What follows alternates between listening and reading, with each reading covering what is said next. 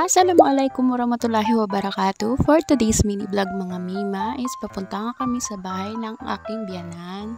Dito nga mga mi, sinundo kami ng ate ng aking asawa na si Ate Nene.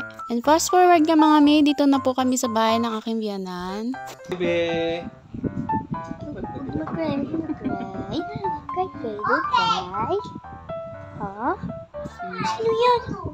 And pagkapasok nga namin mga mimay, umupo muna kami at ayan, nilaro muna siya ni Ate Dinya. At nagapangakig pa nga. At dito nga sa loob ng kwarto nila biyanan mga mi, sumigay-ga lang kami ng saglit. Ayan, kasama ko nga sa Ate Jo, ng ate ng aking asawa. Dito din nga pala sa Ate Nene at asawa ni biyanan at ang bunsong kapatid ni biyanan, nagdumalaw pa sa kanya. Dito lang nga kami sa gilid at nakikinig lang ng kwentuhan nila. At ito nga, tuwang-tuwang aking anak, kala mo nakakaintindi na.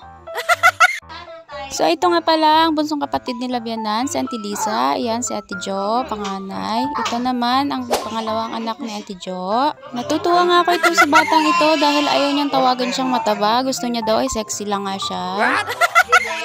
And fast forward mga mi, dito nga nagpabili nga si biyanan ng ice cream. Ayan, kain po tayo. Dito naman is magluluto nga si Auntie Lisa ng pansit. At ayan nga sa Tinine, kaputi-puti at ang pretty-pretty. Wow! Ito na nga mga mima, kain po tayo. And habang kumakain nga kami dito mga mima is ayan, nagluluto nga si Auntie Lisa ng pansit. And FYI nga mga mi is masarap talaga magluto si Auntie Lisa, lalo na pag beef stick.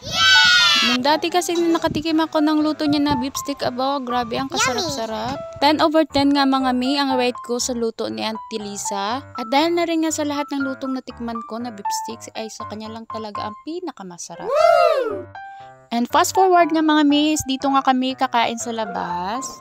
At dito nga sila tatay, si Auntie Lisa, si Sisi at anak niya at si Ate Jo.